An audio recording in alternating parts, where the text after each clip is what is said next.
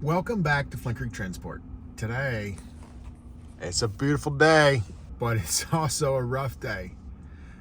Uh, I get one of those phone calls again from a driver saying he was in an accident. And I'm like, when is this carnage gonna end? Again, I go over the list. Thankfully, nobody got hurt. This time, it wasn't our fault. So it is going to be a truck down for a little bit anyway, but it is not our fault. And I got some pictures, I got some stuff I'll show you. So this accident happened about an hour from our shop. And so I got the call and stopped what I was doing. I hustled to my truck and got a couple trucks. So Trevor hopped in the truck to pull the trailer back, and we also got our wrecker ready to go to bring the truck back.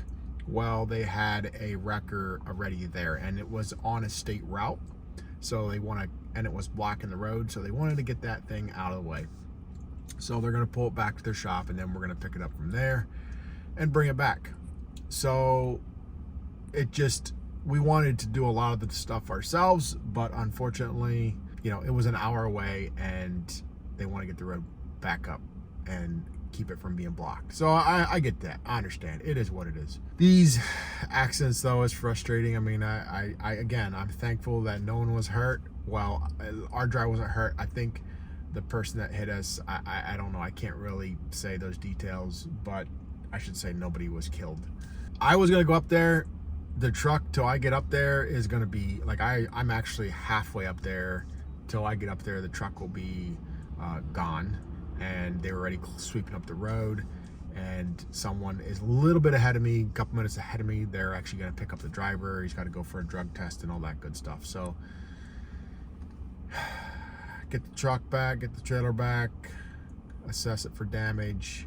We are getting into our busy time, so this is frustrating.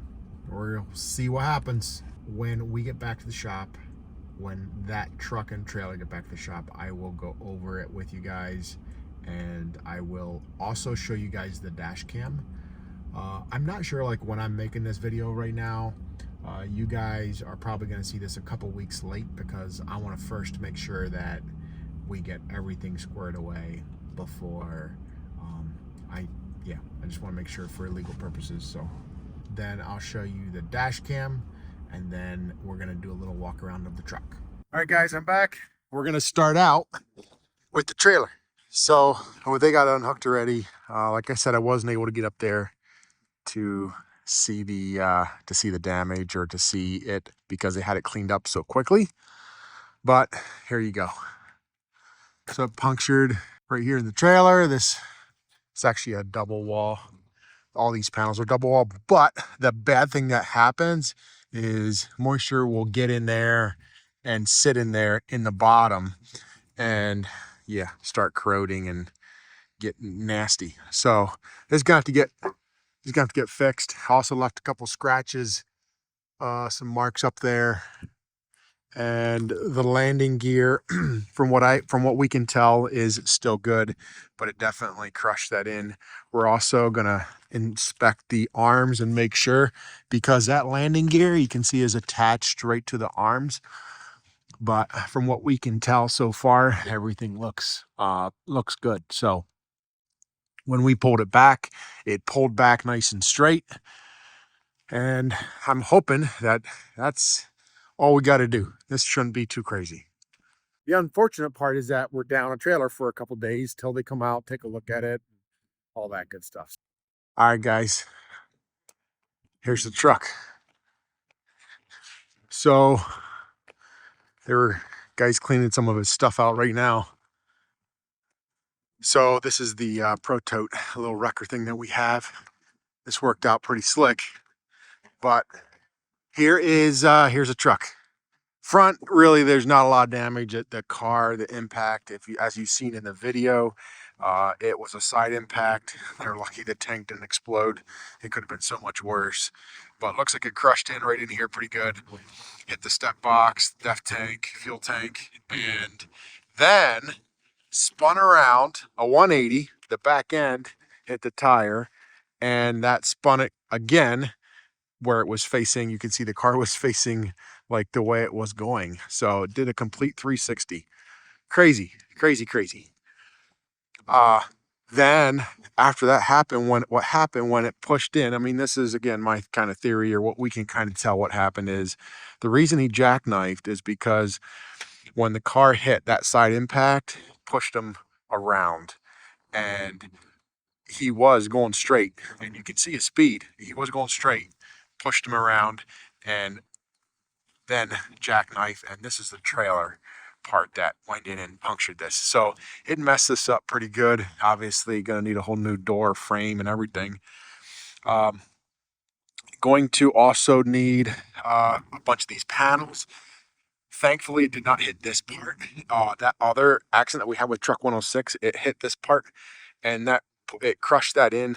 So that made it a lot more work to fix that. But there's still corner posts and all that. So I'm not even sure. Like looking at this bunk, and then you look up top structurally, like you can see there was impact up there as well. If you can see the impact marks, and then it's cracked. So I mean, to take this whole cap off and replace it, it's, I'm not sure how the insurance adjuster is going to look all that, but probably by the time you're watching this video, we'll have it all figured out. This is very unfortunate. Kind of, like I said, this is going to a busy season, and it's not like I can just go rent a truck from Ryder. I don't know. I might anyway, but I'm going to have to do some jumping around, because what happens when I go and rent a truck, that truck does not have overweight permits. That truck does not have a wet line system. And most times they're sitting on 22.5 low pro. And, you know, trying to hook up to our trailers, this is 24.5 and this is tall. So huge, huge difference between, and when they go to hook up to even our flatbed trailers, like sometimes I'll, you know, if I need to, I could put it on flatbed, but it is very, very difficult because they sit so low. Even on our flatbeds, you know, we run some 22.5 tall, we run 24.5 tall. It makes it a little bit frustrating. So I can't just go rent a truck. Yeah, it's be nice, but no one, Ryder does not have trucks for our fleet like that. So we're gonna try to, I mean, like this just happened. So we're kind of, Trevor and I are kind of putting our heads together, seeing what we can come up with. Might just end up buying another used bunk. I don't know. We'll see what happens, but we'll get it back together one way or another. Hopefully the frame isn't bent or pushed in. I think we should be fine because a lot of the impact the tanks were able to crush. So it's not like it got a hard hit right to the frame. So I'm hoping that, and not only that, this truck is double framed. So that should be pretty huge. Bust up all these batteries. Yeah, what a mess. What a mess. So this is truck number 141, and I got to see if I can get this thing on a collector card, if I have some pictures of it before the accident, because that's what's kind of cool, is then I can kind of see when we do have mishaps what it looked like beforehand and then what it looks like after. So who knows? What a mess though. Takes guys out of the shop. They got to stop what they're doing. We got a lot going on in the shop too. And I'm like, at some point, like, when is this stuff going to end? This is the third accident. The third accident in our year. So hopefully things come in threes and that's it. So our insurance year goes from July to July, like July 1 to June 30. And, you know, it's frustrating. It's not that, like, I'm thankful that nobody got hurt, but it's the downtime. You know, this truck, now it's not making us money right now. We got a lot of work. We're busy. Trucks can get replaced. People can't. We always too have a lot of safety protocols that we follow. The guy goes in and gets drug tested. There's many different things that we do, and we try to be as safe as possible. And looking back, like I'm like, how can we prevent these from happening again? Well, like the accident today is you can't prevent that. Like that stuff happens, and we run, you know, we run around 2 million miles a year, over 2 million miles a year with trucks, and that's per year. So accidents are going to happen. And you look at it like if a guy runs 100,000 miles a year for 20 years, going accident free would be pretty awesome. It happens, you know, in a fleet our size, going accident free for a year would be awesome. And we've had many years like that where we've had basically no accidents, no claims, and it's wonderful.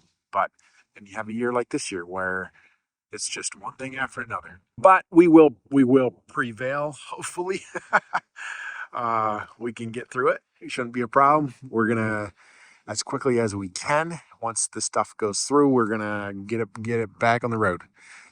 The thing that is also a little that I don't know yet is sometimes what happens, and I would highly recommend all you guys to check your insurance coverages.